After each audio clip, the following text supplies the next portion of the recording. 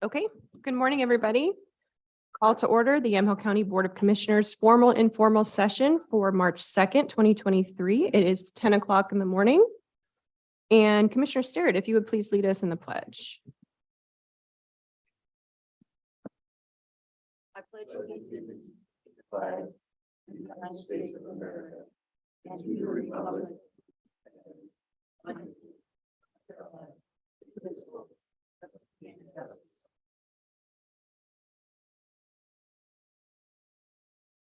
Thank you. Item C is our calendar session. Anything to add to the calendar session? I added the EOC meetings on the 10th, but I think that was about it. And Carolina, I'm not sure there was a youth outreach McMinnville, but that was sort of up in the air. Oh, right. But we're not sure of the I haven't heard. date or the time, so I'm holding. Okay. That was for the 10th. No, 9th. 9th. I think it was the 9th. Okay. Anything else? No. Nope. Okay.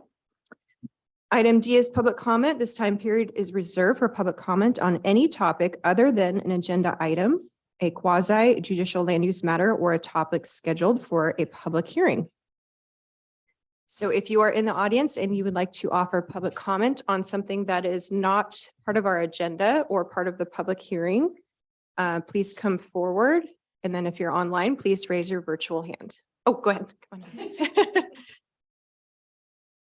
I'm Heidi Bell. I'm the city manager for the city of Sheridan. Welcome, Heidi. Thank you for having us. I'm Marianne Thompson, the mayor of Sheridan. Welcome. And thank you for having us. We recently read in the News Register about the work that the city of McMinnville has been doing. I think it's item 4 for the county emergency declaration related to the McMinnville homelessness. And we read about it in the News Register, the work, and that you were curious if this would help the West Valley community. And I have the permission. Excuse me, Chair. I Yes. think we need to wait until that agenda item comes up. Okay. Okay. Is your testimony specifically on the emergency Just that- declaration? Yeah, just to add some information to it. Okay. I wasn't sure if this would be the best spot for that. Okay, yeah, why don't we wait till we get there? Okay, It's, sure. it's not too far along in the agenda. Sorry about that. No, Appreciate it. Don't go too far. Don't go far. Okay, so hearing no other public testimony, I don't see anything online. We will move to our item E, which is our department updates. We have nothing today. Item F, work session, nothing on the work session schedule. Item G is our consent agenda. And it looks like it has a couple of contracts that we have already agreed to or voted on the intent to award, but these are the actual contracts. Correct. Okay. So I will move approval of the consent agenda. Is there further discussion? None. Okay, all those in favor signify by saying aye. Aye. Aye. All opposed, same sign. Thank you.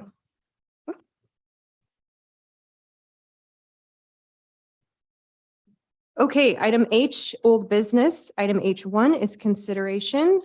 Actually, I think I want to, since that might be a lengthy discussion, I think I want to move the agenda item up for number 4, just because we have some folks in the room. We do have Seamus and Jen from CCO who are Okay. here for that as well. Okay.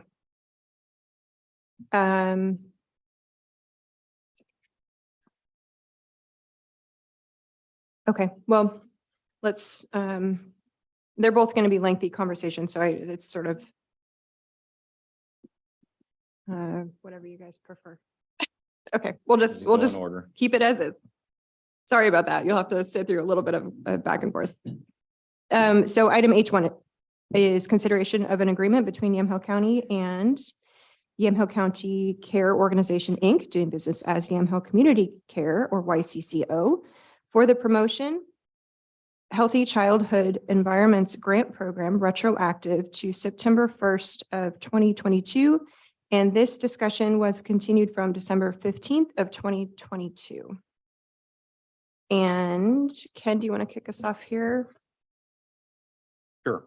And I'll go ahead and invite Seamus and Jen, if you want to Great. come on up. So just a reminder that we had the Healthy Childhood Environments Grant Program was part of one of the categories of ARPA funds that the board identified. Wanting to utilize ARPA funds to roll out some funding. We've been in lengthy conversations with the CCO and early childhood. And my apologies if I mess up or miss anything, but so there was a lot of discussions and we gave, there was agreement about proceeding with putting together a task force and coming up with recommendations that then could come before the board on how best to utilize I believe it's 2.2 million that we have identified for possible grant programs, or how best to make an investment into childcare related programs and projects. Long story short, the one thing that we missed was fully executing the agreement, and a lot of the work has proceeded, and we've had this as an agenda item a couple times, talking about the agreement, and there were several questions that the commissioners had asked, and so we were able to finally get calendars to align for everyone and invited representatives from the CCO to attend and answer questions. And I also believe have a presentation or some information to present about what the task force has been working on and some of those recommendations. Great. Sounds wonderful. Well, I will have you go ahead and kick us off with the presentation, and then we can save questions for the end. Great, thank you. My name is Seamus McCarthy. I'm the CEO for Yamhill Community Care. We're the coordinated care organization that serves Yamhill County and parts of Washington and BOC. And I'd like my associates to introduce themselves. I'm Jenna Sanders. I am the Associate Program Director of Child Care Resource and Referral of Marion Pope and Yamhill counties, and serve Yamhill County. And I'm Jane Richter. I'm the Early Learning Director with Yamhill CCO. Great. I just wanted to give a little bit of background, and then I'm going to turn it over to the experts here. And we did submit a document yesterday. So we just got a report from the task force the last couple of days. So we synthesized that for you and did submit a report to you. So you should have that available to you, but we can walk through that for you today as well. A little bit of context. As you know, Yamhill County is a child care desert. This has been a major problem in our community for many, many years. However, this problem is not insurmountable, especially if we work together as a community. And we're at a time where we have an incredible opportunity with these ARPA dollars to work together to really fill the gaps that we have in our community. And so we've been talking about this task force, for over a year now. And in September, we convened the task force and began the work because we knew that the work needed to be done. So the task force has been meeting over the last 7 months to assess Yamhill community, the Yamhill community for childcare needs. And they've had many community meetings, focus groups, and other kinds of conversations with subject matter experts in the community. And what's been produced is not just an assessment of the county, but also a robust set of suggestions on what we can do as a community to improve childcare resources in the community and fill the gaps that we have. What I'd like to do is turn it over to Jen and to Jenna, who have been leading the task force these last 7 months. Can I ask a quick question, just so we're on the same page? When some of the documents refer to focus groups, is that synonymous with the task force? That is the focus group? No. Okay. Well, Thank these you. are the experts. I'm gonna keep my head from Okay. nodding here. Sounds good. Of course, included, if you saw the document that we gave you yesterday, included members from Randall School District, Child Care Resource and Referral, HHS, Lindsay Manson was on our task force, Project Oasis, a number of community leaders were on that task force. The focus groups were an offshoot of that work. And so we had 2 with business leaders, we had 3 with different types of child care providers, and 3 with families that fell in different Spanish-speaking families, families with children with disabilities, and then a general family one. So those were offshoots of the task. Okay, I apologize. I want to make sure I'm looking at the right thing because I didn't get anything yesterday. These just came in. I do have the copies of the document if you'd like. That would be great. Thank you.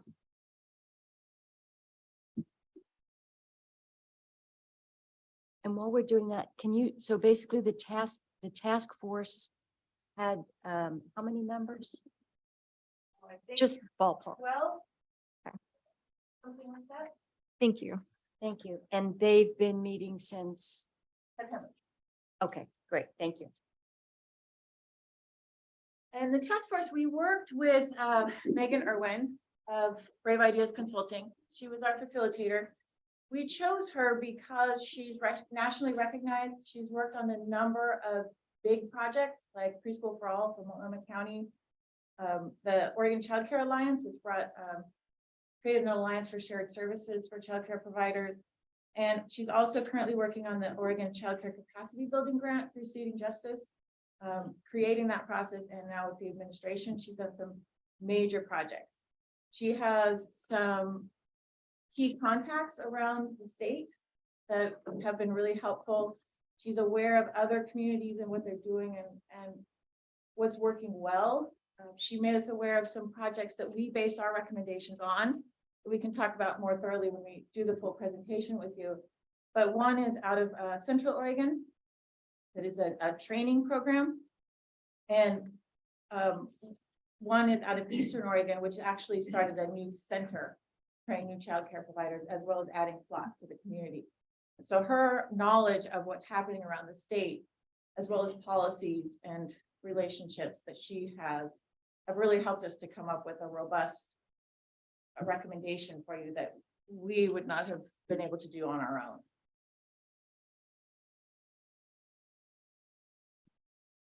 Can I ask about the Mrs. Irwin and her company? Because when we look at these things and we look at contracts, we have to check all the boxes.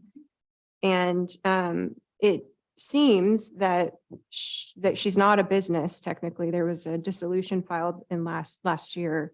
So are we contracting with someone who doesn't have a business to contract with? I'm concerned about that. I think Yes. Christian looked into this. At one point, we had a discussion and we had brought that up and Yeah, I'd have to double check the agreement. Sometimes administrative dissolution can happen if someone simply fails to file paperwork on time. I haven't checked the status recently, so I don't know if that's been corrected, but I believe at one point in time that was the case. Okay, that's still showing. I checked Is it? last Okay. night. Yeah. Yeah. I just want to make sure because we have to make sure we can't be Yeah, I mean, if entering into contracts. we just need to be clear, right, in our agreements. If we're contracting with an entity, then we need to make sure that that entity is in good standing with the state, that the insurance documents and the other paperwork that we receive and how we bill and charge is accurate. We can contract with an individual as well. We just need to be clear in the agreement who it is that we're contracting with. If I Okay. may address that just a little bit, I'd have to, like Christian, I'd have to look into her business setup.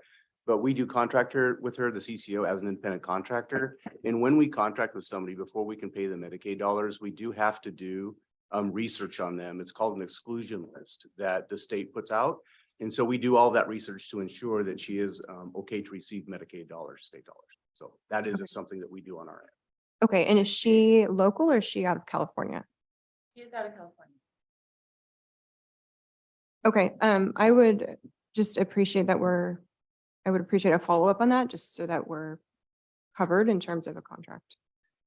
Yeah, and as Shana said, we would do the same to make sure that someone's not on the excluded list as well. Okay. But at the moment, we don't have a contract with her directly, correct? It's the Okay. CCO. Yeah. And Chair, if I may just ask one more Sure. question. From what I remember, Seeding Justice was a nonprofit that was given money directly, because I know that at AOC, we talked about, do we want the counties to have access to this money or do we want the money to go to this organization? I do have a couple of concerns about this organization. I had looked into them. I won't go into those now. But what's the nexus of the Brave Ideas and Seeding Justice? Because there was funding that went to Seeding Justice, I believe, from the state. From the state, correct. Okay, She's one of the team that has helped them put together the grant program and is helping them administer it. It's okay, in process. The first wave is open now for grant applications, so she's involved with that. And so as far as just overall other counties' involvement in getting grant money, are there specific programs that are being funded through the Seeding Justice grant from the state at this point? Do we know? I can answer that. The Seeding Justice Grant just opened for interest surveys. And so, and it's only for certain entities that are serving primarily BIPOC or extremely rural communities.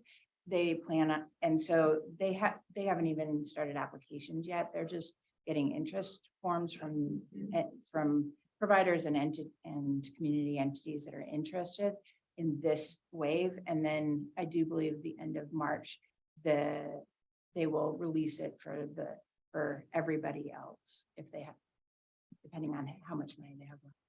Could we get information or a copy of that to take Absolutely. a look at that, what they have in place so far? Yeah. Thank you. Okay, are you planning to go through this document? I just want to make sure. We can answer any questions that you would like. We would like to bring back a full presentation at another time when we can go into the details of how we came to those recommendations. Today was more around the agreement to hold the task force. Okay, so I want to be clear because when we initially discussed this, it was a very small budget and now the work has all been done and now it's a very large budget.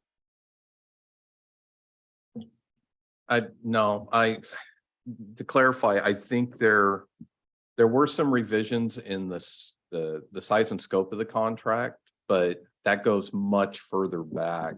I would say we're talking June or July of last year during the discussions, and then after because again, this agreement's been kind of an ongoing, we had an agreement, we had a draft agreement, it got lost in the shuffle and with everything else that was happening, and we didn't have a chance. It wasn't until later that the work was occurring. And I was like, well, wait a minute, did we finally execute the agreement? And so then we were backtracking, but there hasn't been a revised amount. I believe what you're referring to with an amount, I think in early discussions, there was talk about this work was going to cost 10,000, but that was information that I had shared and more than likely was incorrect information because they were still working on the numbers at that time. And so we didn't have a formal proposal until we had the agreement and hammered that out. And so that agreement's always had the, I think it's a $70,000 price tag to conduct both the facilitate the workforce and all the work that's happened, and then also with the consultant services that were also coming in to help facilitate the program. And, so that has been there up until, and I'm trying to think the first time it was last fall when we brought the agreement forward for consideration, because we've had a couple of discussions where this has been on the agenda.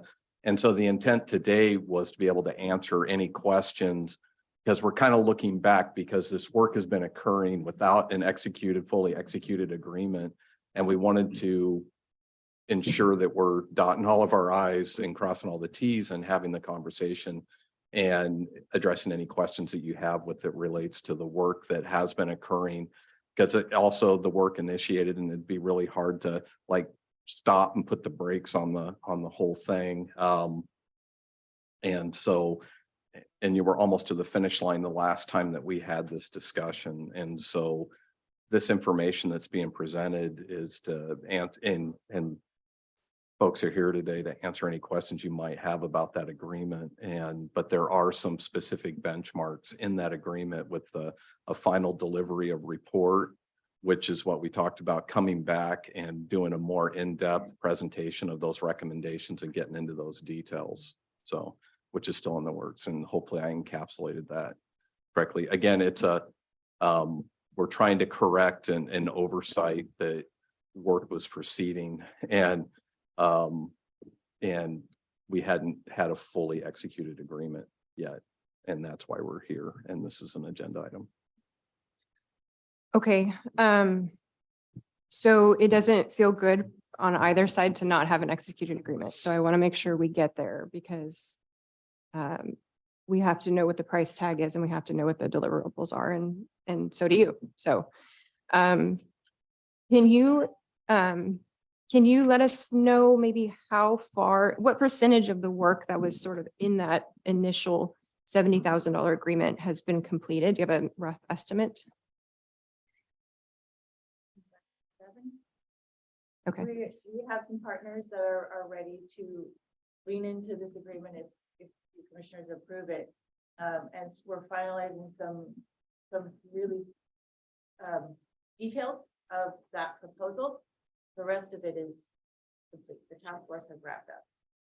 So the task force, the $70,000 was to complete the work up until now. I know the timeline is off because we didn't do everything chronologically, but basically what you have now is a compilation of the task force's work and what else? We have a compilation of what the task force has done. We have recommendations for you with timelines and budget. That there's a couple pieces of the budget that we're still fleshing out the details of. But those are the pieces that we would bring. So you would understand how we got to our recommendations. So we're not just pulling them out of thin air. And so where does Brave Ideas factor into your final recommendation to us? She was the one who led community conversations, both with the task force and with the focus groups. And she also pulled together the report for you and the presentation. So going forward, her involvement would entail what? Nothing. So I know wasn't there a discussion early on, I know Seamus and I had a conversation about including her in the greater implementation of the 2.2. Did we? I don't think so. That may have been another conversation. Yeah, it wasn't about Megan though. Okay. So there was at some point, at least a whisper of a suggestion that there would be an implementation of that money through. Oh, I think I know. Yeah.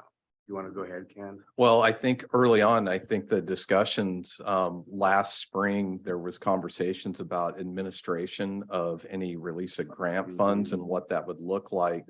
You may recall that early on, we were looking at potentially taking the funds and releasing it to the CCO or a third party that would then administer the program and then come back and report on the results.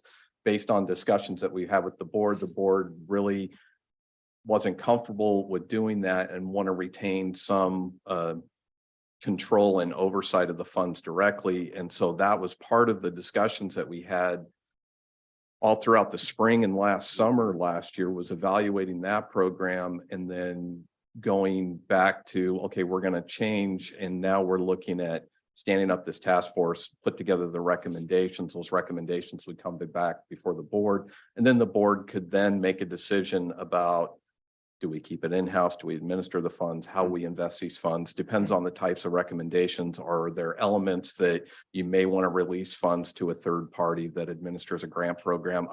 I'm just kind of throwing tons of ideas, but it all really depends on those final recommendations that come back. And then ultimately what the board decides to do with those recommendations. If you want to implement all, some, part, make modifications, provide input, then the board is, it's completely up to the board. Okay. So I think some of the discussions we had were around, again, about a third party, an outside organization, basically serving as a fiscal agent and administering the programs. But based on those discussions that we had last spring, we did a pivot and an adjustment because the board, wasn't comfortable with just releasing funds and doing it that way. And so that may have been part of the discussion we had with other involvement coming in and administering the funds. So I want to make sure Commissioner Johnston is clear because he wasn't here for some of those initial conversations. So the $70,000 contract that's coming out of the ARPA 2.2. Okay. I'm assuming the CCO has had to front load some of that cost. So do you have a number as to how much you've expended? Has it exceeded 70? No. Okay. Does that make sense? Yeah, as to where which we're is at? not in front of us. This is just a proposal, correct? This is the report and update, yeah. That's the report and update, but the agreement is before you. It should be in the packet, It's- but yeah. we've had that as a recurring.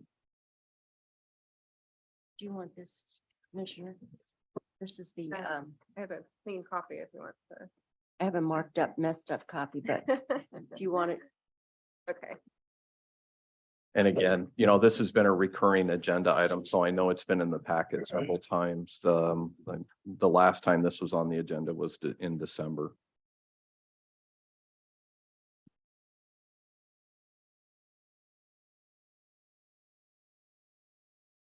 Well, I guess my question is, to get to the finish line, is there an anticipation that we would exceed the current proposed contract? The work is, like Jen said, 97% done. So we've completed the scope of the work in the contract. Yeah, and the reason we started this work, we've been talking about this $2.2 million for, a year and a half or so out of the community. We know that the funds have to be allocated by the end of next year and spent by 2026. And so we know there's a timeline, and it's going to take time to put all the programs in place and get the dollars out the door to the community. So that's why I made the decision to start the task force in September, so that when we were ready to go, we could hit the ground running. Okay. And then there's a timeline, I think, on the very last page of that contract. I think it's the exhibit. Next one. Is that a timeline?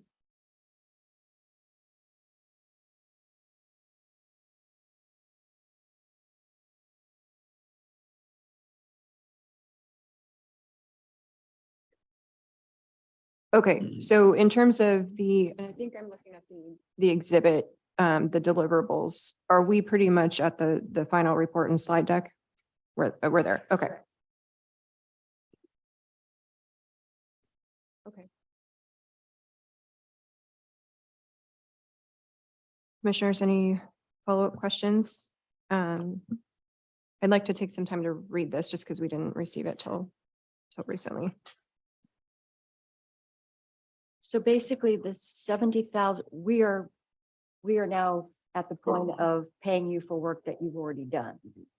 And you're pretty much finished with everything. So now it's just a question of us getting a final report and then making a decision on whether we go forward with recommendations that you might have in there that would include consultants and other nonprofits. Not consultants, other nonprofits, correct, and other agencies. There's several agencies that would be involved in the work. Okay, so I would be interested in knowing that piece of it. But we're not there yet. Is that right? Correct. That's what we would bring back Okay, next week or the following week or whenever. okay. you can have time for us. So really, the work's been done. And we're at the point of, writing a check to cover the work that you already did. Is the way I see this. And I would just highlight that all the work that's been done has been consistent with the scope of work that's been attached to that agreement, which was the scope of work is based on discussions that we had with the board last summer. Okay.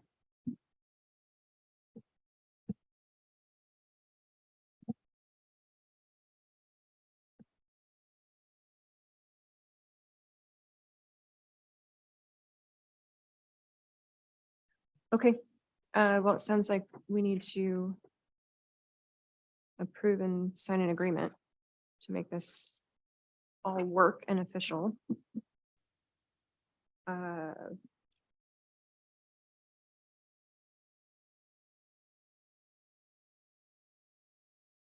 Is that a motion to approve, Christian? Because you've already reviewed everything. So we Yeah. would be good. Okay. Yeah. Do I have a motion to approve? And we're the okay project? with the dissolution of the company that's in Um, this contract, even though we're once removed from it? her contract is with the CCO. Right. So, That's gonna be they need to. yeah, figure I mean, that I would out. like some, it sounds like you've done some of that work, but I would appreciate just seeing that she's good to go. Sure. So, just to make sure.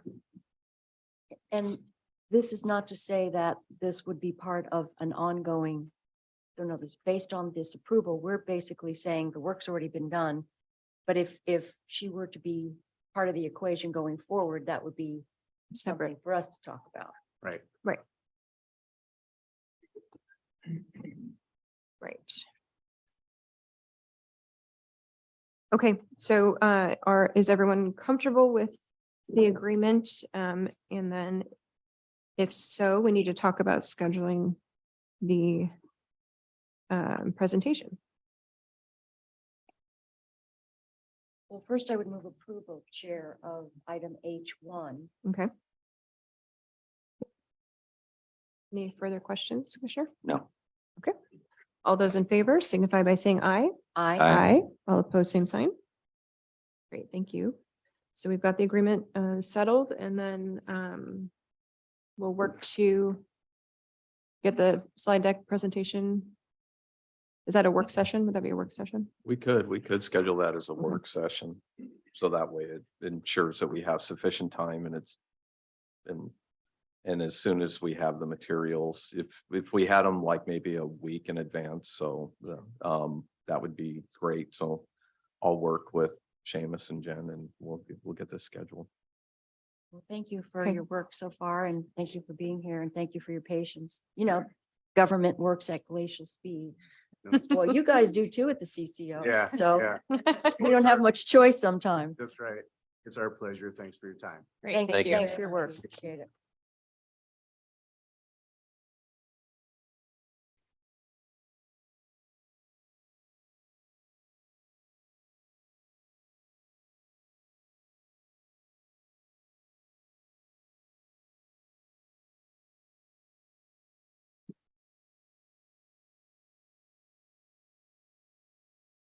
Okay. We are moving on to item H2, consideration of opening sealed bids for tax lot R 4414035591, county-owned tax foreclosed real property. This was continued from February 23rd of 2023. And I think Jody sent out an email earlier this week where she'd like to postpone this for one more week because we did receive some additional bids. So I'd ask the board to set this item over until next week. Okay, we will move this over to, is that March 9th? Of Yeah. 2023. Thank you.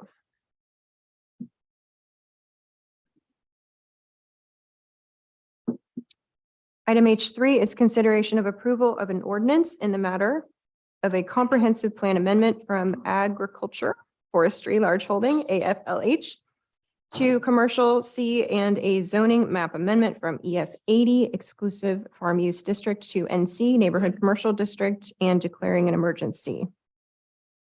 And commissioners, this is the Abrams property that we voted to approve. I think that was what, 2 weeks ago?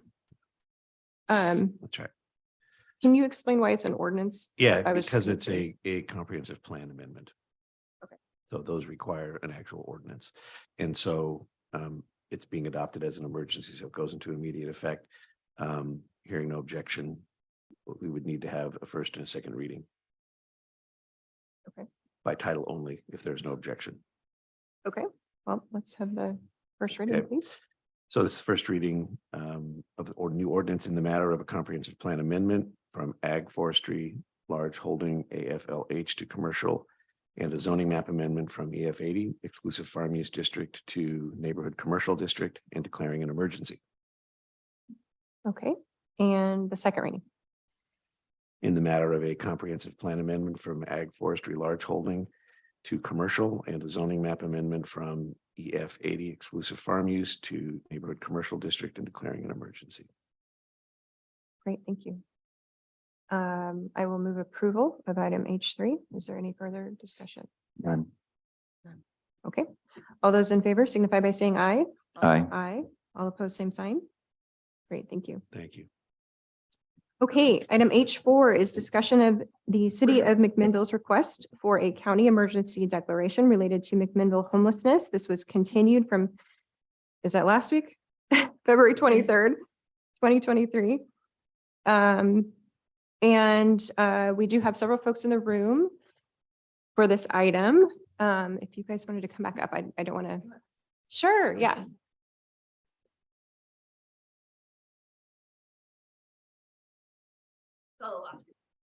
Okay. Okay. Whatever works. Well, we're organized, aren't we? Okay.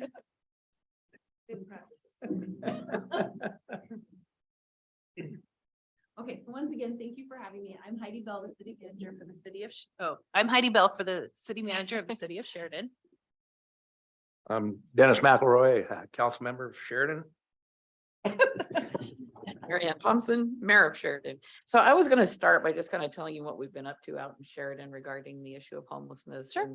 And doing our best to comply with the new law that'll come into effect July 1st.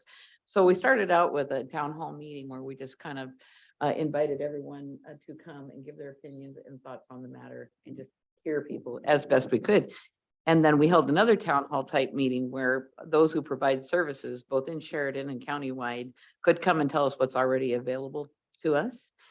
And then following that, you know, just going around and talking to the people who know. So I paid a visit to the food bank and I talked with food bank manager Judy Adams and Joyce, who volunteered there, to ask them some questions about that. So find out how, you know, they would have a pretty good idea of who is homeless and why they're homeless, and how many people they serve per week, which is actually kind of astounding, and what they offer and what they do. And then in addition to that, we went out to Grand Ronde, who has recently set up like 10 pallet houses, and looked at what they did there. It's pretty amazing.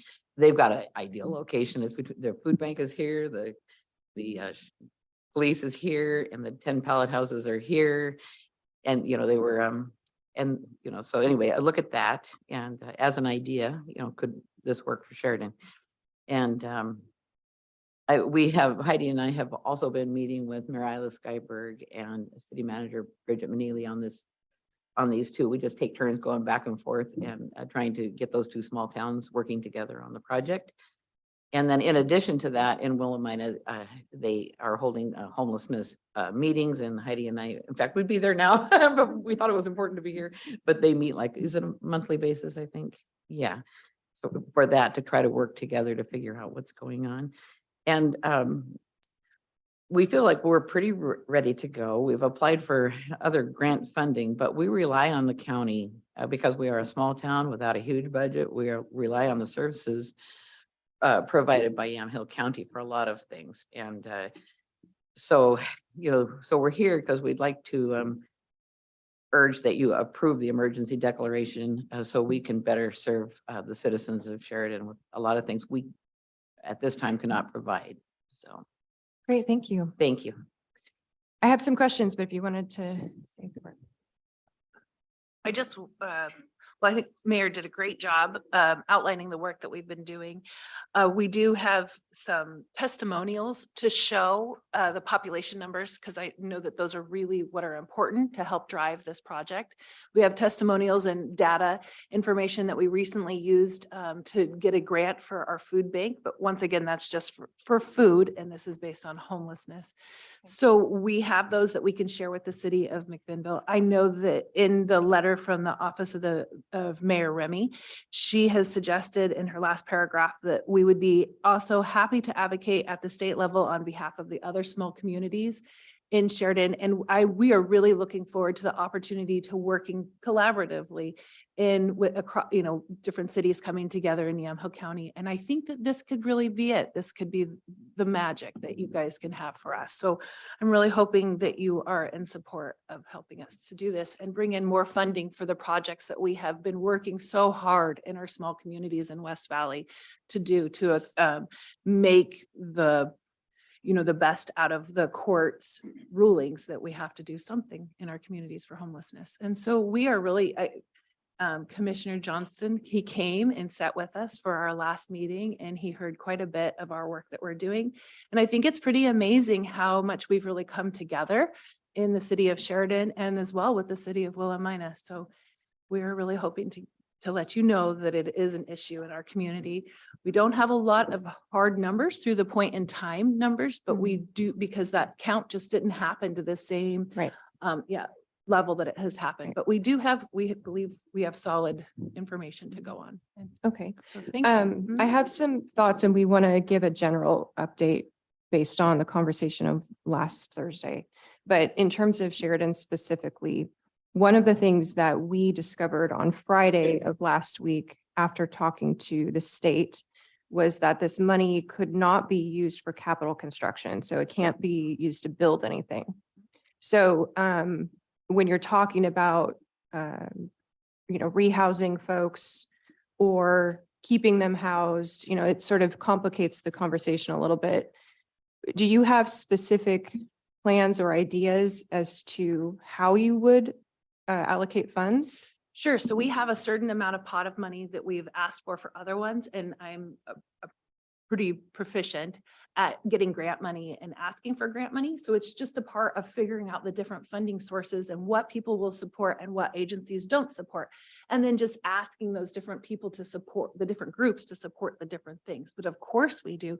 We have lots of things that don't involve capital construction. One of the things that we asked YCAP to recently do is to come back to us discussing what it would look like to have a satellite office. We want to know the size of the footprint that it would take to get there. That's not capital construction. That's bringing them in and helping. But if this allows, so we need to dive, what I'm getting to is we need to dive down into this, into the weeds, and we can do that better together, working with the city of McMinnville, the city of Willamina, and asking the other cities that are in Yamhill County to come together. But I don't see it as an obstacle that they don't do for capital construction. There's so much to do. Okay. Commissioners, any questions? Yes.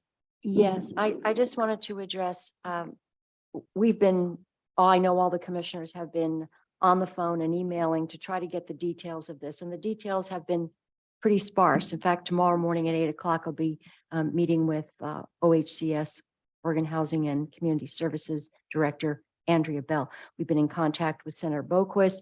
We've been in contact working with our County Emergency Manager, Sergeant Young, and also with the state through their Department of Emergency Management.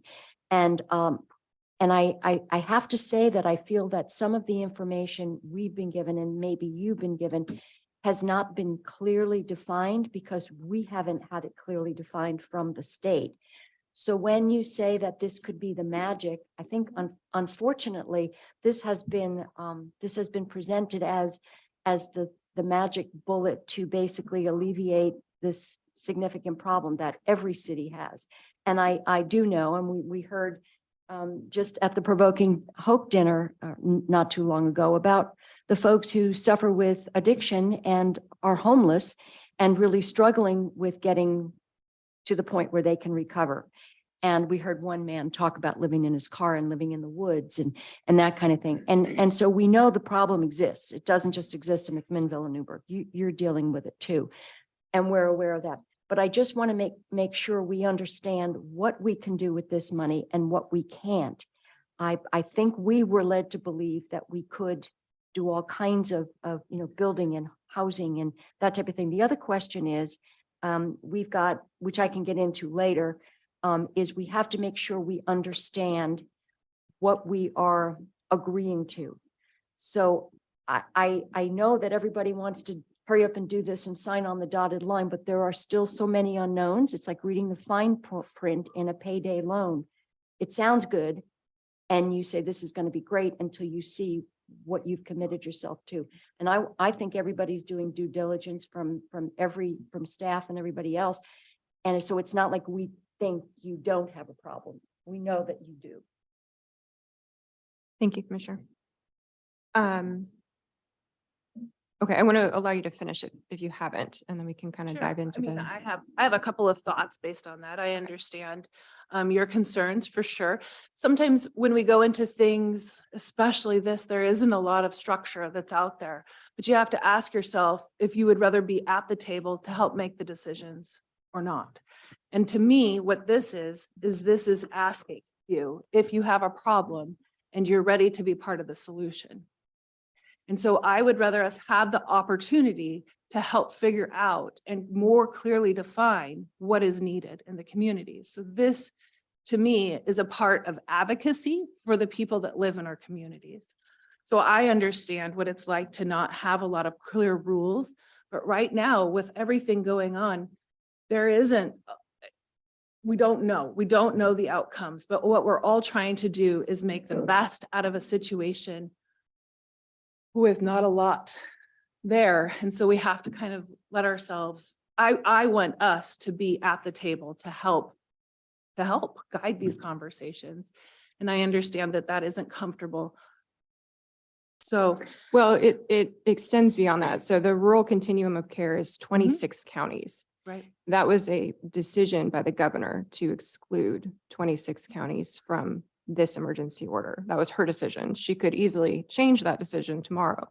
So it's not as though we had a choice in that matter. That was a decision that she made. In fact, she's getting quite a bit of political pressure behind the scenes to change her decision and make it include all 36 counties. So it's not just Yamhill County that was sort of singled out. It's actually 26 of us in rural areas. Yes, I understand that. I don't know that every county has the same experience or the same drive to show and has the same kind of numbers. Does anybody else want to? If I could just make, when we enter into contracts at the county, our county counsel's office goes through each of them. We don't sign things aspirationally. When we do, we wind up, as we've seen in the past, having some significant issues because then we have the fallout. So when we sign on the dotted line, it isn't because it isn't so that we can feel good about fixing a problem when we don't know the parameters of what this allows us to do. And when we can't get answers in a forum last Friday where we had everybody was at the table and no one could give us the answers to some very simple questions. We've submitted the questions and we haven't received them up till now. And again, my discussion with Director Bell is until tomorrow morning. So I understand that we want to do something, but when we do something without knowing what it is we're doing, I think that puts us in, number one, we're being irresponsible. Number two, we don't have a clue what this allows us to do. So I think we need to look at this, get the information, which has not been forthcoming, and acknowledge the fact that we, again, as Chair Bershauer pointed out, are one of 26 counties that were excluded from this. When the governor was interviewed about this yesterday, she said she wanted to make sure that the money went to the areas of the greatest need. We could argue that we're not Multnomah County, but we have significant need. The governor declared another state of emergency in Multnomah County last week because it was cold on top of the other states of emergency. So those Multnomah County seems to be, and a few of the counties in the metro region seem to be in the governor's lens, if you will, were the rural counties that perhaps, and we could make the argument that this has got a political component to it. The rest of the counties that were not supportive of her have gotten short shrift. We have people who live in Sheridan and Willamina who are living in the woods. Now, they might not be living on the waterfront in Portland, but they are just as homeless as those people are. So I am taking offense to the fact that we have been discounted from this process. Well, and I think this would probably be a good time to sort of recap what we've been doing since last Thursday, because it's probably going to be news to you, some of it at least. And there's kind of two tracks. So one is this action that we're being asked to take, which is a declaration of emergency countywide. That's a big leap. That is a significant decision. And as we've experienced through COVID, it doesn't always go very well, right? You cede control and power to essentially a state agency. That's not ideal in any circumstance. So that's one track we're sort of looking at. The second track is, what does this actually mean? What is it going to do? And so after last Thursday's meeting, all commissioners from the entire state got on a call on Friday morning with OEM and with OHCS and the directors of those two organizations. And they attempted to explain what this particular emergency order does, what it means, what the process is, what the buckets of money are for, and what the deliverables are for. And as predicted, commissioners had quite a few questions. There's a lot of frustration, even from counties who are in the approved continuums of care. So Multnomah County, for instance, Commissioner Myron had a lot of questions, a lot of frustration. They're frustrated for different reasons, right? They're frustrated because there's no nexus between this money and drug and alcohol treatment or mental health treatment. There's no wraparound requirements. It's simply focused on either keeping someone in the home or rehousing or creating new shelter beds, right? It's pretty specific. There's no other nexus or requirement there. So she's frustrated. She's an emergency room doctor. She sees this all the time. She goes into these communities and she was saying, look, money's great, but if it doesn't actually have the outcome we want and solve the problems, some of the problems, then what are we doing? So I'm pointing that out because it wasn't just commissioners from counties in the rural continuum who were left out having this long list of questions. It was folks that are included in the money. The other thing that came out was, and we had a long list of questions that we have sent off for clarification answers. Those still haven't been answered. So as of today, I don't feel like I can make a decision because I haven't even had some basic questions answered. So there's that problem. But one of the things that came through was that there's a specific pot of money of $130 million. And these counties who are included in the emergency order have already received preliminary amounts, awarded amounts. I believe Polk County was told that they get a roughly $15 million, just as an example. So there's already been sort of a preliminary discussion and assessment done of this pot of money, and counties have been told, you might expect this, you can probably expect this, whatever. It's leaving the rest of us 26 counties to think, well, why would we jump through all these hoops if there's not going to be any money left at the end of the day? And we have had 2 counties that have submitted requests for inclusion, and they have declared states of emergency. I believe it's Wasco County and Clatsop County. And Clatsop County told me that they had to retool their emergency declaration and or their application or submittal 3 times because they're trying to keep up with the state's changing rules, and it's a moving target, and they're extremely frustrated by it. Commissioner Thompson was on the call Friday as well. She's very frustrated by it. So it's not as simple as, just declare the emergency and suddenly money's going to appear. I have significant concerns that there won't be any money left over.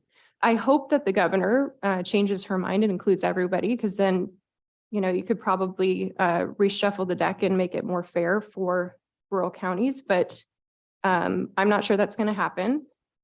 The other surprising thing that came out was that you can't spend the money on capital construction, and that becomes somewhat problematic, I think, when you're looking at the menu of options as to how to spend money.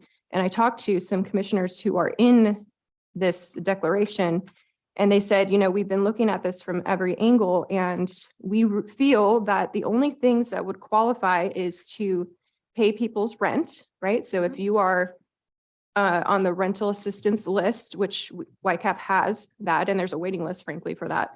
If you're on that list, you would receive assistance that way, which achieves the goal of keeping people housed, at least temporarily.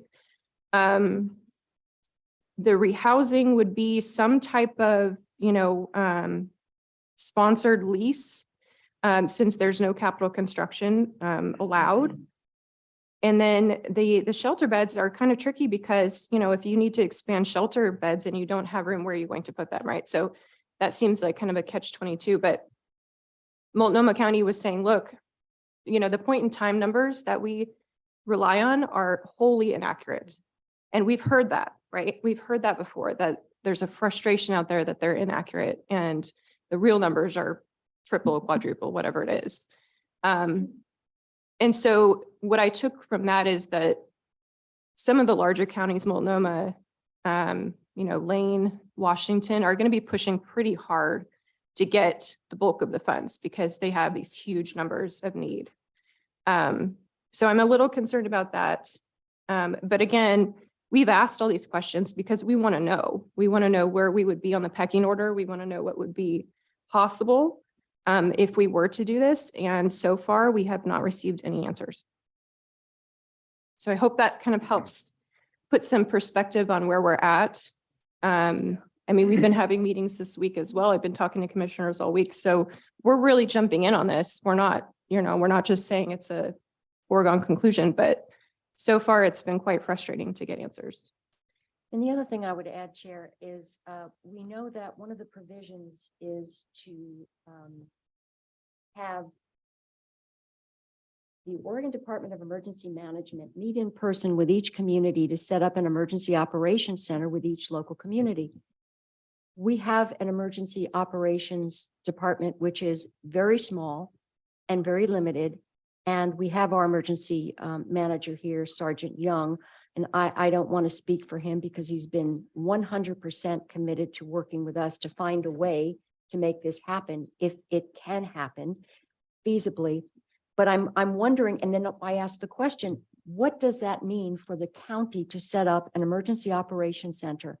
And when you use the term declaration of emergency, we know during the wildfires that was appropriate. We had people out at the fairgrounds who had nowhere to go. That was a significant emergency. But now we're using the emergency declaration as sort of the catch-all for it's cold, it's hot, it's raining, it's snowing. And I think we're losing some of the importance of what an emergency declaration is supposed to be used for, because when our emergency manager has to set up an emergency operations center, that is no small thing. That is an extremely complicated process, and it involves a lot of people doing a lot of different work. So I'm just trying to find out what is the encumbrance and the responsibility of the county? We can't get that answer. I'm hoping to get that answer tomorrow. The other question was, we were basically kind of, told that we have to come up with some documentation of the fact that we have done everything as a county to alleviate this problem, and we have to document what we have done resource-wise. Now, we can't honestly answer that question, because how do we say, yes, we have expended all of the available resources, and now we are going to the state? We could not answer that question today, because if there's still a dime in the general fund, we cannot honestly say we've expended all resources to alleviate this problem. Also, what is that nexus of emergency management? We're trying to find that out. What is the legal component of what we do in terms of setting up an emergency operations center? And again, these are just basic questions that I would have assumed we'd been able to get answered a week ago tomorrow. It was a real quick back and forth, and these were simple, basic questions, and none of the people in the state agencies could answer these. So if we can't get those answers, and a week later we still don't have those answers, how are we supposed to make an informed decision? It's not that easy. Yeah. Well, what I can say is we're committed to getting those answers. Yeah. You know, I have been sending daily emails to say, where's the answers? Because we meet again next Thursday, that's the 9th, and we were told that in order to submit something, it needs to be done by the 10th. And then all counties who are in this emergency order have to submit their plans by the 17th. So it's a very quick turnaround. And I expect, that we will have answers by next Thursday so that we can make an informed decision. I will have answers tomorrow morning from OHCS director, and I will share those with our administrator who can share them with the commissioners to answer some of these questions. And then give us, because we do have the base code of a declaration if we needed to do one. So it's like we're working forward as if we can do this. And I want to thank our emergency manager and county council for basically putting something together that gives us that if we had to push the button, we could do it. We just need to answer some questions. Commissioners, just a point of process, because I know you opened for public comment on this agenda item, and I know the folks from the city of Sheridan came to give public comment. I just wanted to make sure that if you wanted to give another if there were other folks that we don't have any signed cards, but just recognizing That's that okay. the folks are sitting Yeah. here at the table, and there. Well, may I be just want to others. make sure that we could, give some context because we're we're thinking of the conversations we've had, but sort of pausing and not saying anything. So I wanted to make sure that we could give some context, but thank you. Appreciate Thank your you. testimony. Thank you. Is there anyone else? Mayor, you wanted to come up? Thank you so much. Welcome, Mayor. Thank you. I want to apologize. I have my cell phone up here, but I have a family emergency. And so if my phone rings, I'll just need to step out. Okay. Thank you for your understanding. I just wanted to start by thanking you for all the time you've put into this and all of the communication, for CCing me on the emails as you've been seeking the information that you need to come to a decision. I greatly appreciate it. We're absolutely doing our best to share and open all the information that we have as well, so that you do feel comfortable making an informed decision. I wanted to just comment on some of the dialogue that I heard this morning. Obviously, you know that my preference would be that you would come to a point where you would feel comfortable declaring the state of emergency. And you are correct in that I did envision some of these dollars going towards capital construction, because I did not know that they were not available for that at the time, as indicated by Director Bell. I do agree that that's not actually I don't see that as being a reason to not move forward, because these agencies do have the ability to pivot on other funding. So if they have dedicated operational funds that they need to reroute towards capital construction to make potential other funds available for operations, that's a regular course of, especially in the nonprofit world, making things come to fruition. And of course, we are hoping to direct these funds out to those agencies that are doing the work. So I encourage you to not think of the capital construction as a barrier, just to think of it as this would mean that it might mean a need for reallocation of resources going forward. I also wanted to say that I see this as one tool in the toolbox. This is not the compendium of all the things. This is one part of a potential solution for us. And when I say solution, we are dealing with an issue that is as old as modern civilization. So there is no magic bullet. But there are tools, and we can use those tools to make a significant difference. And I see this decision you have as you have the key to the tool shed, and whether or not we can reach in and grab this tool and start using it to address the problems that we're facing in our broad community. I also, Commissioner Starrett, you mentioned a contract, and I just wanted to touch on that, this is the emergency declaration. I don't understand it as a contract, and perhaps I'm wrong, and administration could correct me on that, but it's a declaration that then allows us to put together these work groups to inform the state of our needs. But I don't think the declaration of emergency in and of itself is the county entering a contract. So I didn't want that to be a barrier. I understand the frustration that the rulemaking is not clear at this time, and that's I think a usual course of business as unfortunately, but is also not extraordinary. And what's important about that rulemaking is that we want to be at the table to help inform the rulemaking. We want to be the subject matter and the area experts that are giving the information about what our rural community needs, because what we need is not what Portland Metro needs.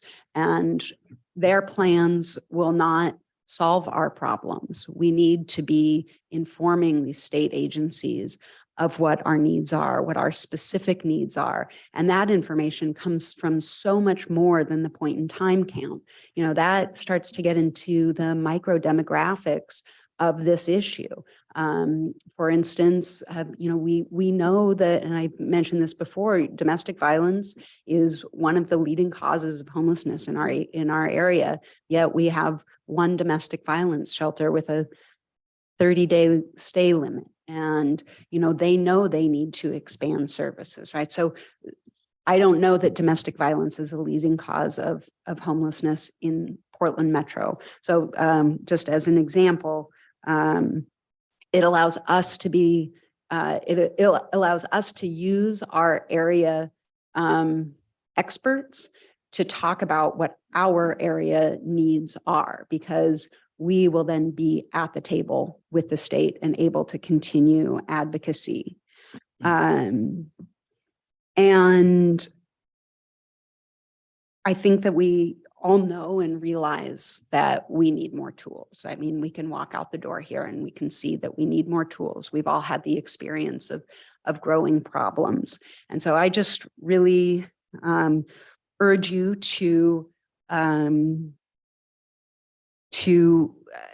maybe think about this as a way in which we as a community are able to do more to solve this problem for ourselves based on what we know about our own community.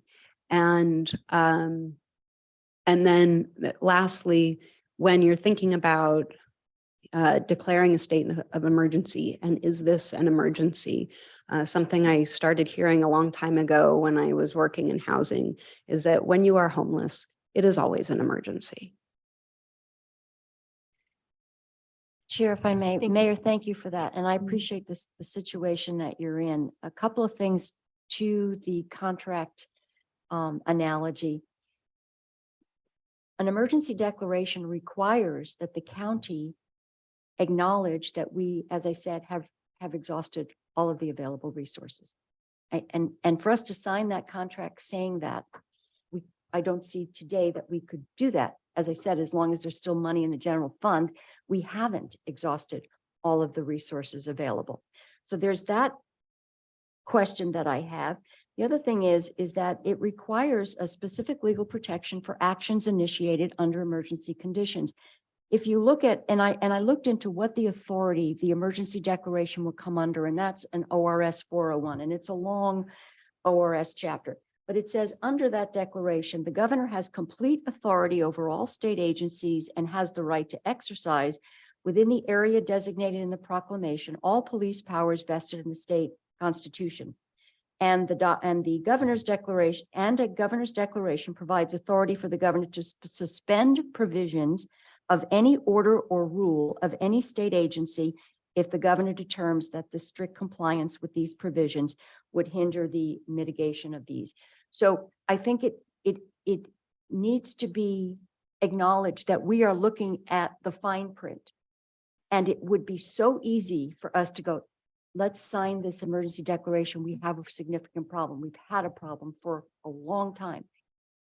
But that's not doing our due diligence, and it is a contract because we have to be able to say that we are going to set up an emergency operations center.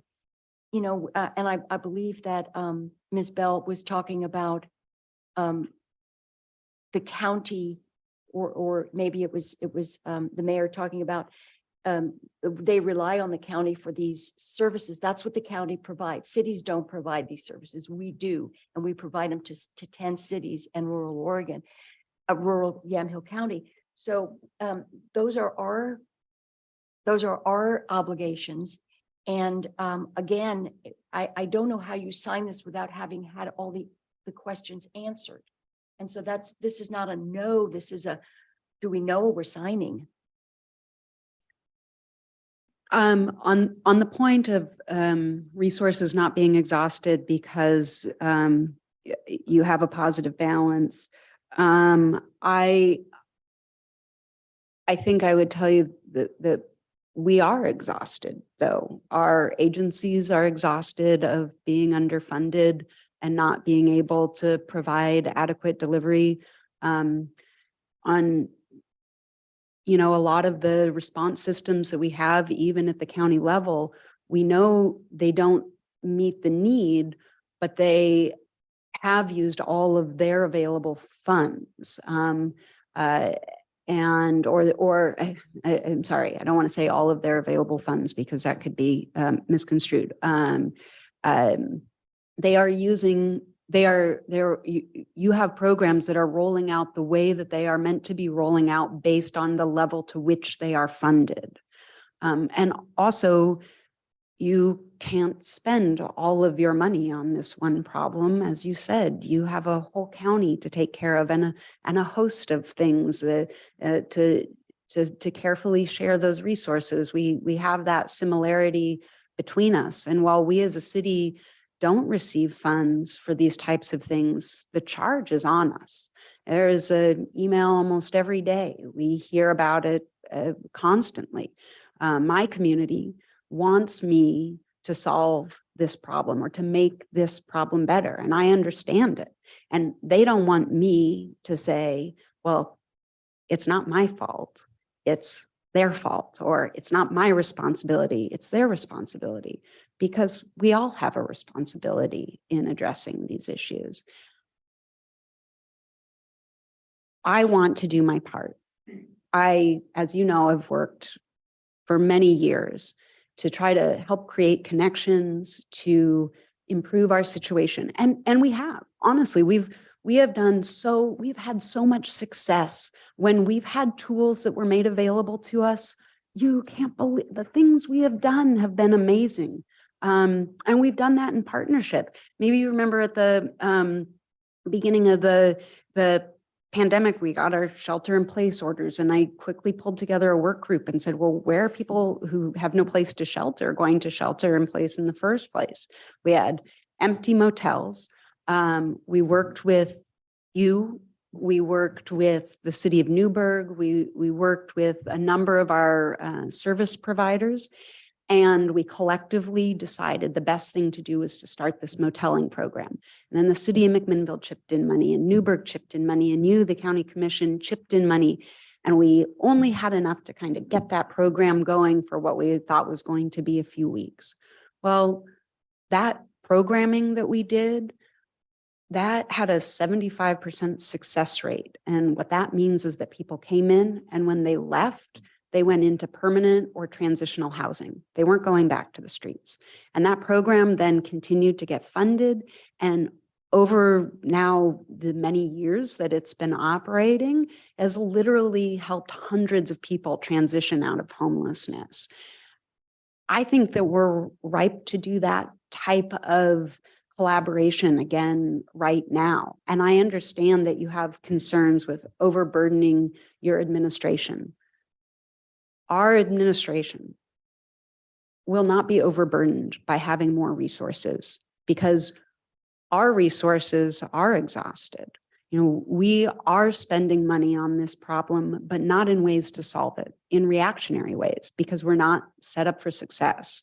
And I think this emergency order will help move us towards a successful setup where we can really address area problems with area knowledge. Thank you. Thank you. Thank you, Mayor. Thank you.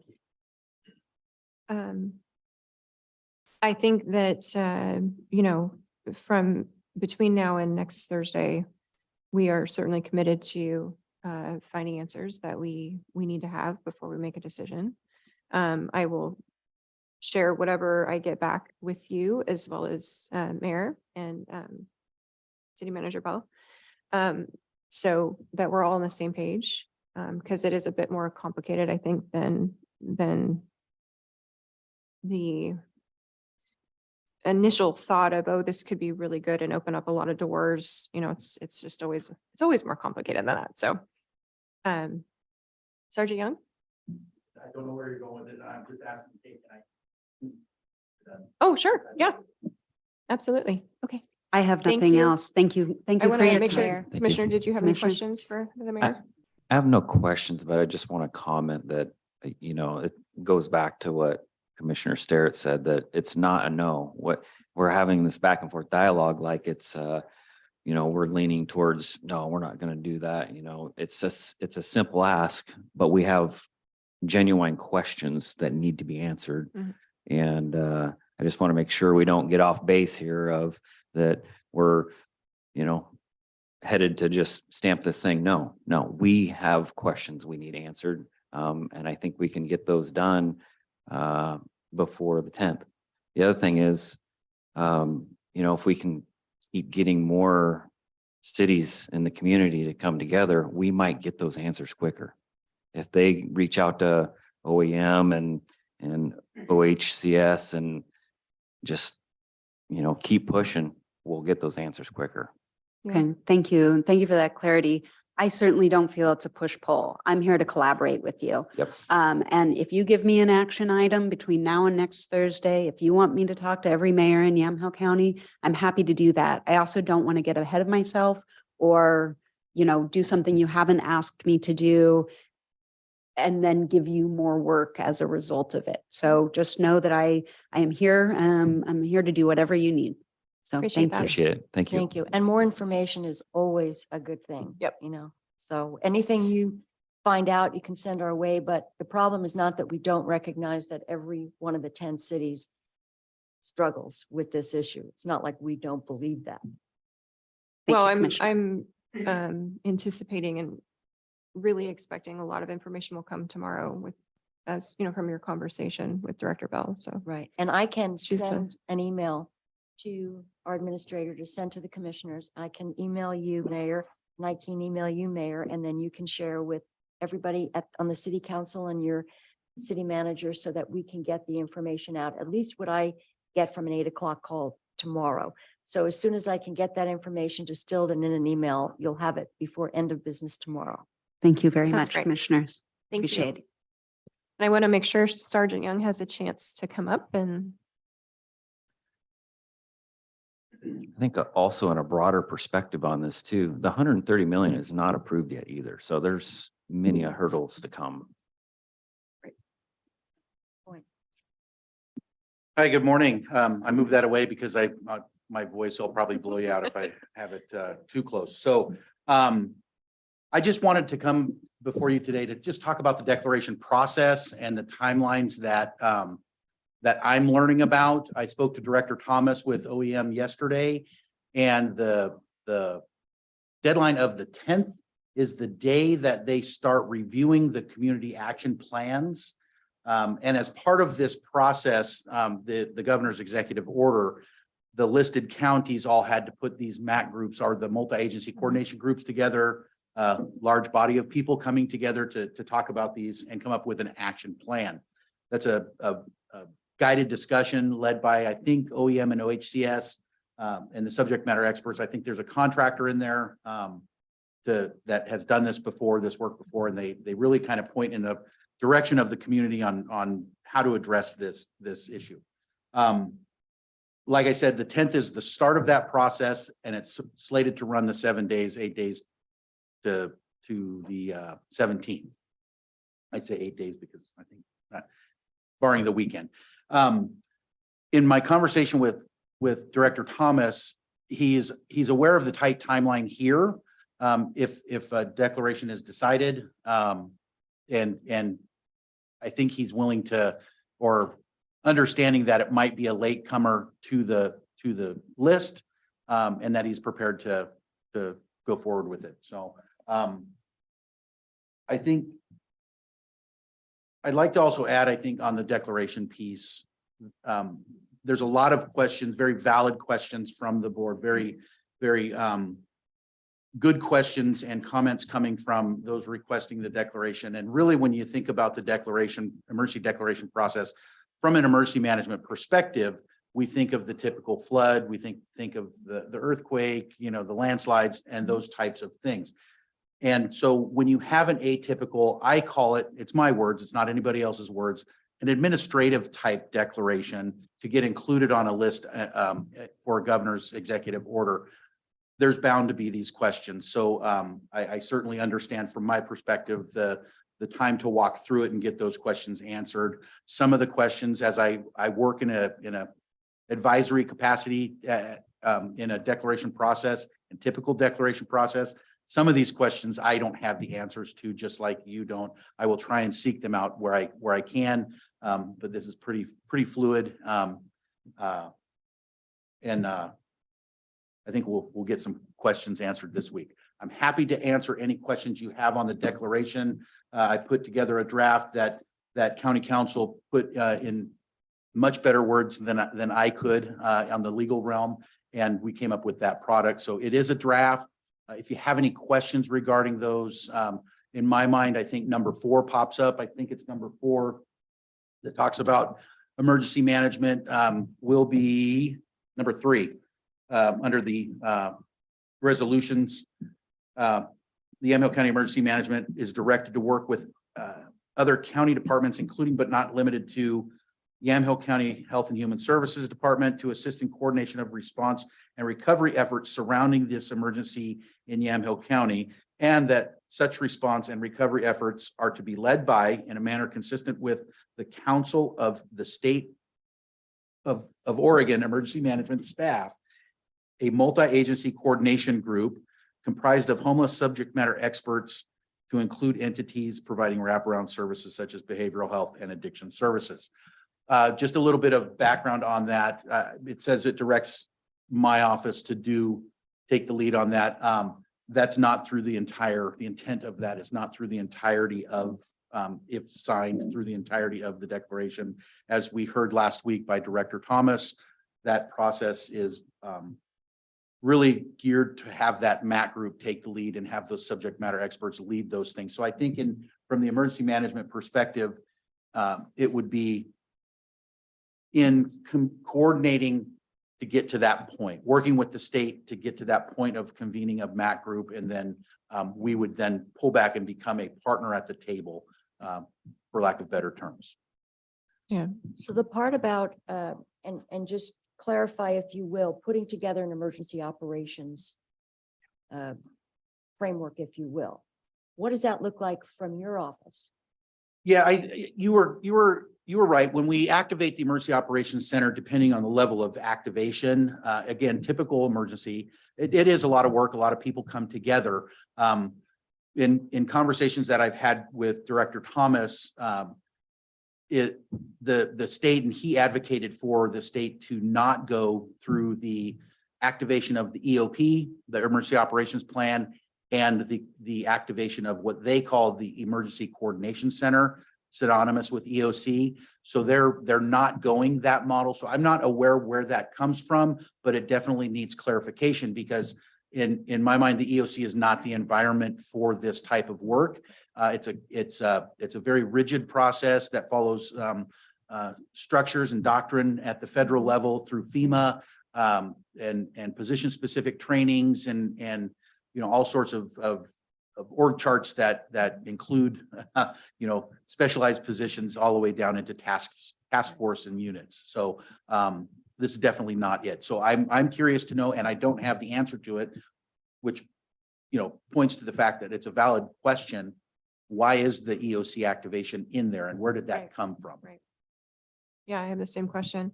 And I think, we're sort of imposing these timelines because that's what we were told, but the reality is that at least when I'm talking to commissioners in the 26 counties, some of them don't even know this exists or it's a possibility.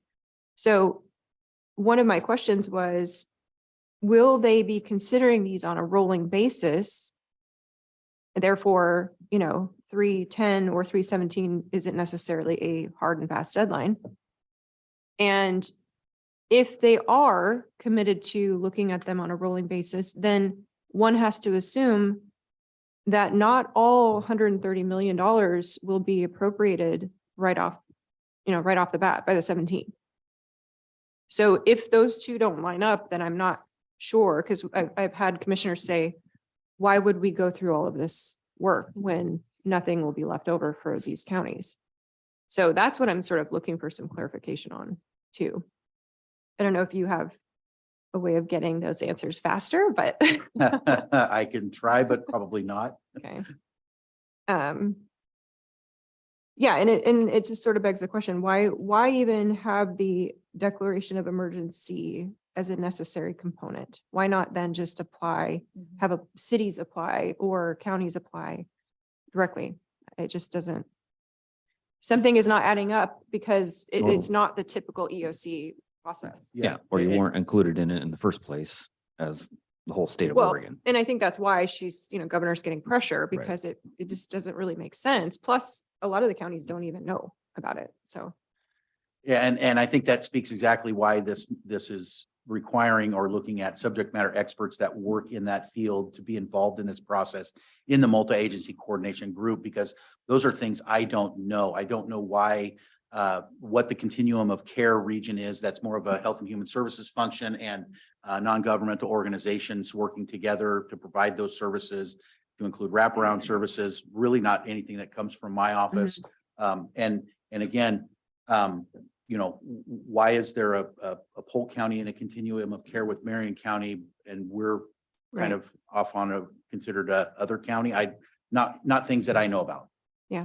That's a whole nother discussion. Okay, I'll retract my statement. I'm sorry. The side eye. Giving us the look, the side eye. Don't go there. My apologies. Yes, PTSD about that. Okay. I wanted to just bring up the component again about what an emergency declaration authorizes an executive at the Oregon's governor to do. And so if it's about requesting funding, we sure can do that. But if it's about basically giving the governor complete authority over all state agencies in what we've seen related to COVID, that was disastrous Yeah. for so many of our community members. And I just want to make sure we're not signing that if that's what that means, when we could really just, all we really want is some resources to help our partners and our cities address this problem. Yeah, and again, probably questions I can't answer on that other than from a typical disaster-driven emergency declaration, where it talks about at the local level, our ability to procure equipment out of non-standard ways, suspend certain contracts, whether, hey, I have to get my cups from this vendor by contract and it's not available because of this emergency, I can get it this other direction. So, again, this is non-typical. And No, and I was just gonna add, because like some of the other past local emergencies that were declared, a lot of that, it grants exemptions, like in our procurement process, where we typically may have to go through an RFP or multiple quotes, but this allows you to fast track the procurement process. It also enables, in past emergency declarations, there's been things like enabling, like my position under COVID, where I was able to enact, like personnel rules or exemptions, and it empowered, subject to ratification of the board, being able to respond quickly as situations arise. So that's really a lot of what we're used to seeing with the local declared emergencies. There's an operational one. It tells county staff, this is a priority. We have an emergency, direct resources to it. We have the ability to fast track procurements. We have the ability to access funds, so there's a whole laundry list of things that it does at the local level for us. So I just wanted to add on to what Brian was saying. And if you don't mind, could I add on to what you said? I don't know if that's the intent of the governor's request for us at the local level of declaring emergency, because to me, it appears that it's to access funds that are at the state and willing to be sent to the locals, so I don't know at what level it's going to require our staff and our time and our freeing of funds and contracts, which are really viewed through the typical emergency lens. Questions I can't answer Well- because of the non-typical nature of this Right. request for us to be added to an executive order is going to be an emergency declaration at the local level.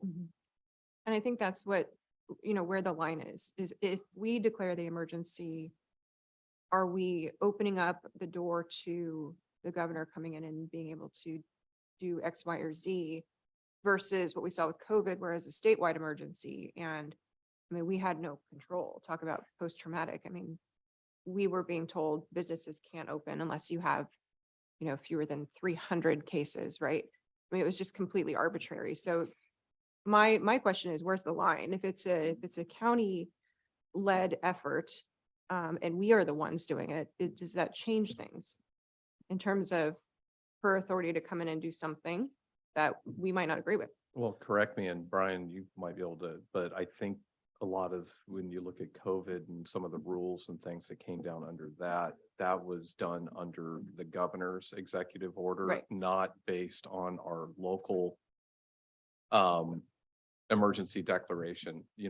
We had a secondary layer of an emergency declaration during that time, but for those specific needs that we had here locally. Right. And so the actions that were taken were not done under the local declared emergency. That was at the state level. And Yeah, I just want to make sure that we're not opening any doors. Yeah. It could be, the answer is no, we aren't. So. And the short answer is I don't know on that. But I think that if you think back to the COVID, we knew and recognized that there would be local costs that might be associated with the pandemic response. And that freed up the ability for us to look at other avenues, local avenues to produce or provide Yeah. protective equipment or whatever. But I think also another emergency declaration that was declared, I think it was in 2021. I apologize if I have that wrong, was the drought declaration and for the city of Yam Hill. Mhm. And that drought declaration is really the driving force behind that is to be able to free up water rights usage and all of those complicated things that come from the state level on how you can get your water and who can get the water and who has priority. And I've got what they call seniority over the next person and can pull X amount. But when you're dealing with a small city, there's a problem. So we were required to enter into a drought declaration so the city could access those state level experts to address those things. And those are very strictly defined. That drought declaration really Yeah. just had some guardrails Yeah. on it. But the proclamation of a public health emergency is what we were dealing with during the COVID situation. And it allows for closing of any business and putting, regulate by any means, the distribution of food and other services and to control any public area. So we don't have the restrictions of a public health emergency, thankfully, but we need to know, where does this fit in? Yep, I agree. Thank you you've Thank done a you. lot of work on Yes. this and we Thanks. appreciate Appreciate it it. very much. Thank you. And I also like to recognize Mayor Drabkin, Heather Richards, and Jody Christensen for getting the data put together that we could include. That was a quick turnaround on that. And so anything comes up, let me know. Okay. Thanks very Sounds much. good. Thanks, Brian. Thank you, mayors, Thank for you, mayors. attending and Thank you. offering input. Is there any other public testimony? I want to make sure I get everybody on this topic. And if you're online, please raise your virtual hand.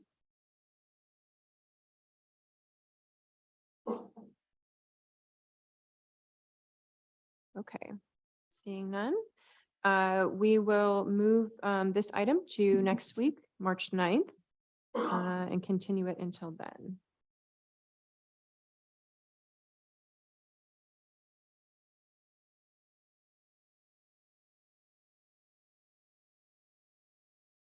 Okay. Do we need to take a quick break, anybody? We're good to keep going? Okay. Item I1, other business. I1 is consideration of approval to rescind board order 23-64 regarding the appointments of Bill Rosacker and Robin Wheatley to the Parkway Committee, each to a 4-year term to expire December 31st of 2026.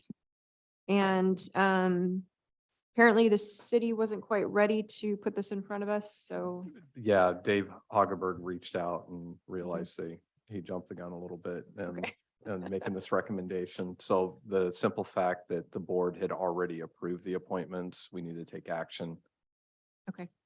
to correct the record. And then once that gets finalized, the appointments will come back before the board. Okay, and I think they're meeting pretty soon, maybe this week or early next week. Okay, so I will move approval of item I1. Is there further discussion? None. Okay. All those in favor signify by saying aye. Aye. Aye. All opposed, same sign.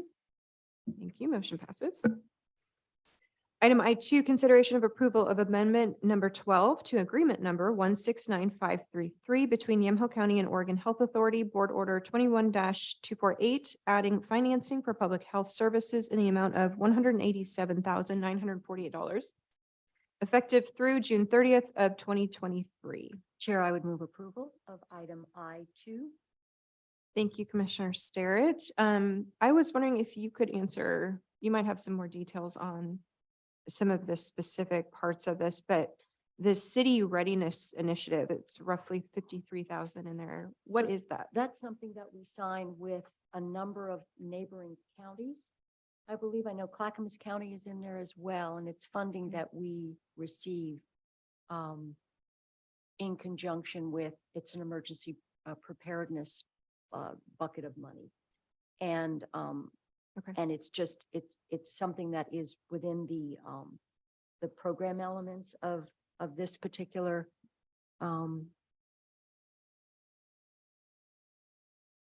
So like public Agreement. health emergency kind of readiness, that so vein of, it's a Funny. whole, I don't have it in front of me, the Okay. description of the scope of work of the city's readiness program, but it's something that we get funding for every year.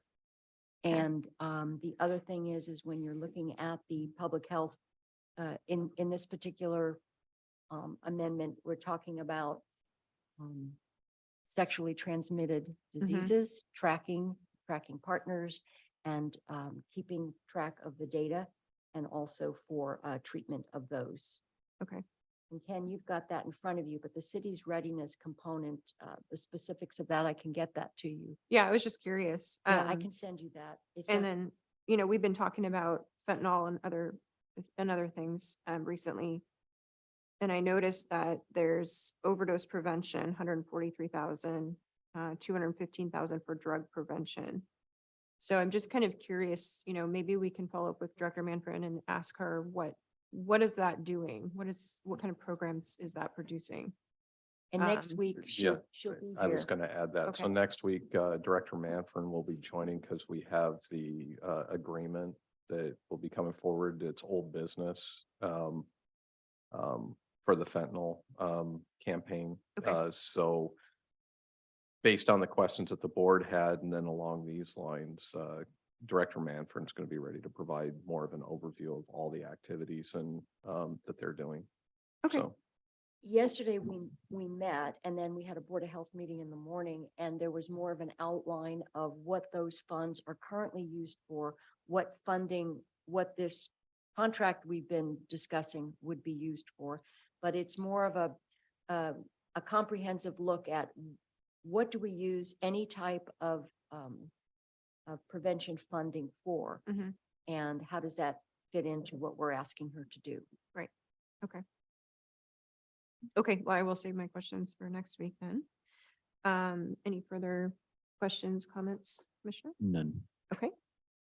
All those in favor signify by saying aye. Aye. Aye. All opposed, same sign. Okay, great. Motion passes.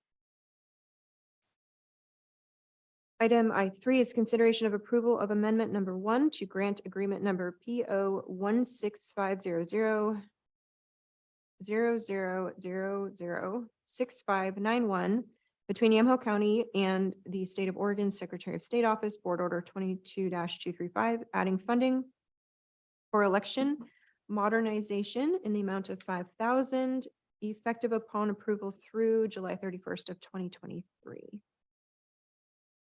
And this is I believe it was a grant that was renewed by the state, or there's more funds available for some of the needs that our county clerk Hinton has in her office. So I would move approval of item I3. Is there further discussion? None. All those in favor signify by saying aye. Aye. Aye. All opposed, same sign. Great, thank you. Motion passes. Item I4. Consideration of approval of amendment number 1 to an agreement between Yamhill County and Graviton Consulting Services, Inc., Board Order 21-360, extending cloud software implementation service support in the amount of $32,200 effective April 1st, 2023 through October 31st of 2023.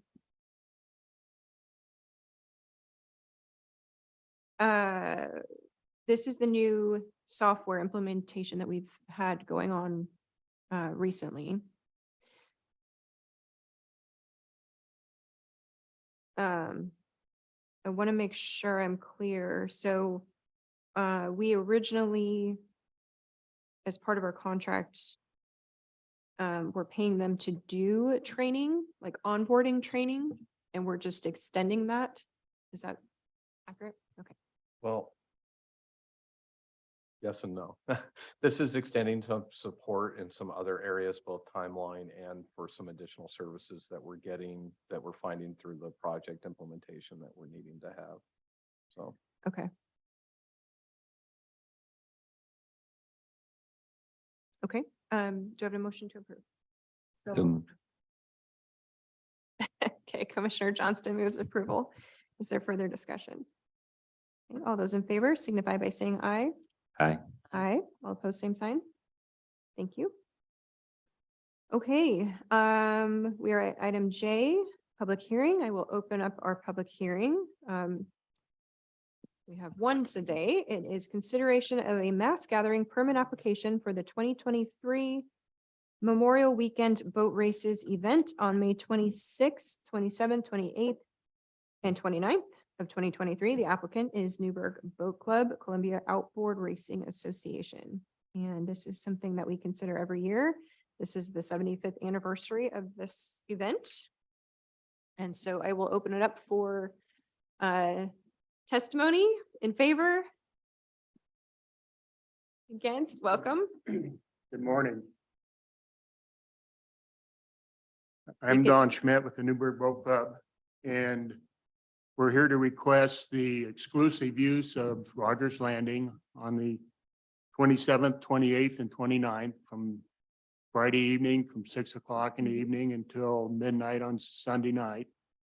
We're also requesting that we're able to use do overnight camping on Thursday, the 26th, means we have people that come long distances and they travel during the week to get there. And it gives us an opportunity to start setting up on Thursday. As you said earlier, this is our 75th year of sanctioned American Powerboat Association racing in Newburgh. We bring in over 100 racers, plus families, pit crews. And these people do fill up the hotels in the town. They do a lot of eating outside. They buy their groceries there. They buy their gasoline for their motorhomes, and the race boats themselves, actually, they have to buy from a certain station and a certain product, so they all run the same fuel. So there is quite a beneficial as far as the impact of what it brings into the community. We do allow spectators. It's free for spectators to come down. We do have a a van that runs up and down the hill from the parking lot up on top for those people who don't want to try trucking back up that 90-foot hill. So what we're asking is, like I said, exclusive use of that for our 75th. Great, thank you, John. So just to clarify, because we had several different dates in there. So it's the weekend prior, correct? As It's well. Memorial Weekend. Okay, I thought I read there was a request for the weekend prior to set up or, Well, the weekend prior, we actually go down and we do work in the park. We do a lot of cleanup work, we cut brush. We get down over the bank and cut down some of the brush so you can see the river and it stays that way for the whole summer. okay, We do a lot of cleanup, basically, in the park that isn't done on a regular basis. So we do spend that weekend down there, but that doesn't exclude any use of the park itself from anybody else. What we're asking for is the exclusive use on Memorial Weekend itself. okay. And then Thursday, the 25th is when people set up their RVs and things? Is when you, okay, Yeah, we're camping on Thursday night and then we do some setup work on Thursday morning too. okay, As we do on Friday morning, we have the Yamhill County what is- Chamber of Cross Okay. Leadership. We have them down there on Friday morning, so we set up for that. okay. And we also will talk about waiving the fee. Yes, And what is the Correct. That's charity? also one of the requests made in their application. It's a waiver of the fee, and historically what the board has done is waived all but $250 of the fee in recognition of, as has been explained, the economic impact that this event has on Newburgh and the county. Mhm. And then, and also to, also historically, there's been mention made in discussion around the charitable Mhm. activities that the club might also be involved in. And so if the board would like to talk a little bit more about that, you can certainly do that too. Yeah, we have done some charitable stuff. As the races go on and our expenses get higher and higher and we don't bring in any more money, we have cut down on our charitable a little bit, but we have given to the Veterans Administration for the county this year. And we've given a lot of money to Relay for Life this year. And in conjunction with that, Relay for Life has helped us a little bit on some of our parking issues. And we've been very generous to them this year for that help. So that will be your charity for this year. That'll be one of the charities, and we also give a little money to the CERT group, Yamhill County CERT. oh, great. Great idea. Thank Yeah. you. I'm sure they appreciate that. Okay, thank you, John. Anyone else here to testify on the mass gathering permit application? And if you're online, please raise your virtual hand.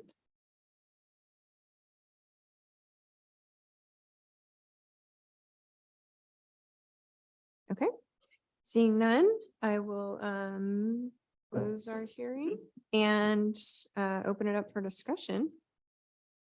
Chair, I would move approval of the mass gathering permit and waiving of the fee, all except for $250. And just for context, because Commissioner Johnston hasn't done one of these yet, Mhm. what is the fee total normally? The fee fluctuates. It's the fee that's it matches a particular application fee for a type of application with the planning department. I Okay. don't remember exactly which application it's for, like a conditional use permit or something like that, but the mass gathering fee matches that fee. It's in the range of $2,000. And what And I would, can find out exactly if you'd like, but I'm sorry, I don't have that off the top of my I head. was just curious. Yeah. just that 250 covers staff time and also notifications. Right, in there's the some newspapers. advertising that we did Right. for the public hearing as Right. well. And one other thing I would add, we did hear from the sheriff's office. Traditionally, they have provided at least one sheriff's patrol boat. Under Sheriff Bowdle indicated that they're not sure exactly yet what their marine resources are going to look like. this spring. They certainly hope to be able to provide that similar level of availability for those boats, but they're not sure yet. So I just wanted to make sure that you were aware of that. I expect they'll be reaching out, having some further communication as it moves forward, but we did get that one comment from law enforcement. We didn't get any other comments from any other agencies. Are they typically just a resource that's on hand, or do they They actually actually play a have role? one, if not more than one patrol boat. I understand there's also going to be some patrol boats. You've asked for some patrol boat from resources from the Coast Guard. Yes, what those are for is when we shut the river down for the races, we have about a 3/4 of a mile race course that has a dog leg in it. Mhm. And it's actually known to be the hardest race course in the United States to run.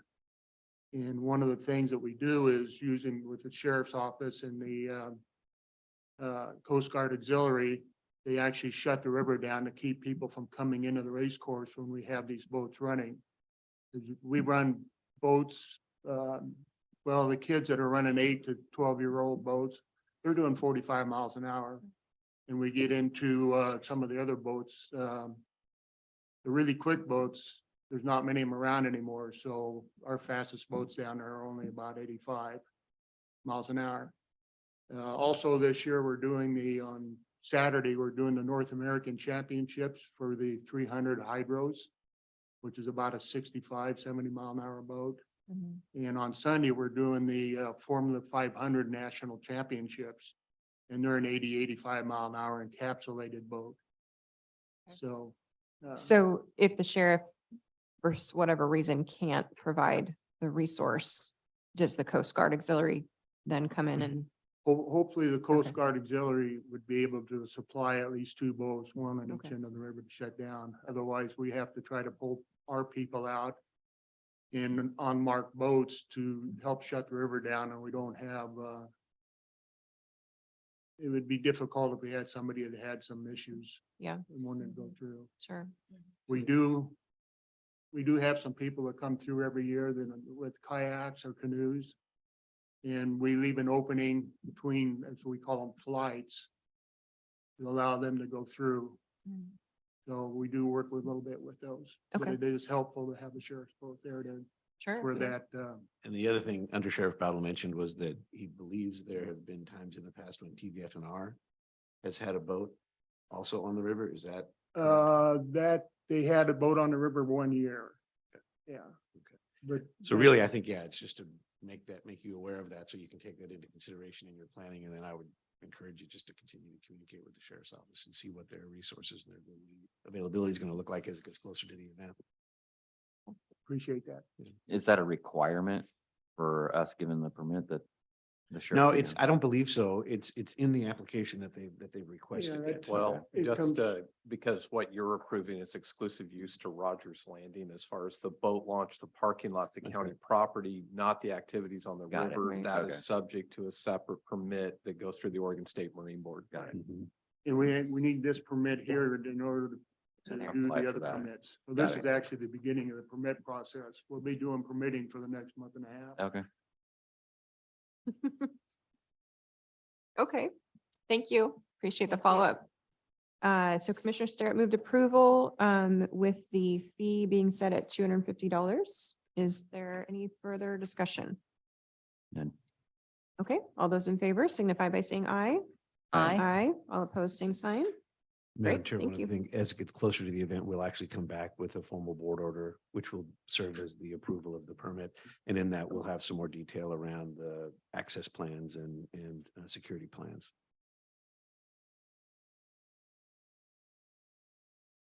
Okay, so we approve the application, but there needs to be a follow-up. That's right. Board order. There's a Yeah. formal board order that serves as the permit itself. Sounds good. Let's see, we are moving on to announcements. Commissioners, any announcements? Yes, Chair, I took part in the Adult Recovery Court Policy Committee, and that's a multi-jurisdictional collaboration with the courts, behavioral health, community justice, and this policy discussion was around medical marijuana. And the upshot was that based on state law, that because medical marijuana is approved, it could not be something that can be excluded from folks who are in the program. So there was that was an interesting discussion. And also, I think all the commissioners are going to be going today to the groundbreaking for the Relief Nursery in Newburgh today at 4. I will not be. I have to go to Medford for an ONC meeting tomorrow. Oh. So I will be on the road. But I wish I could be there because that's a big deal. I'm waiting a long time for that. See you Um, there. See you later. No, I'll see you there. Oh. We did attend, Commissioner Johnson and I did attend Dana Curley's retirement party, which was very special. Very special lady, and we will miss her, although I'm grateful that she's agreeing to come back and train and make sure that her role continues in 41 years. 41 years, yeah. Started when she's 22. And she made her own cookies for her own Yes, retirement her own party. retirement party. That's Dana. Like- And she controlled the speakers. She told John how long he could talk. I'm sure it's supposed to work that way. Let's see, I talked about ONC County meeting tomorrow, so I'll have an update on that next week. And so Economic Development Director, I was wondering if Ken could give us an update on that since we had targeted the end of February for a posting. Still working on it. I've got the job description finished. It's just getting the recruitment out the door. I've had some other competing priorities that have occupied a little more time than anticipated, so I hope to have that out here in the next few days. So, but I am continuing to work on it. Okay. Let's see. Okay, Commissioner Johnston, Nothing. nothing to report. Christian? Nothing Anything? exciting. Nothing exciting. All right, well, if there's nothing else for the good of the order, I will adjourn the Yamhill County Board of Commissioners formal session for March 2nd, 2023, and it is 11:57. Thank you. Thanks, everybody.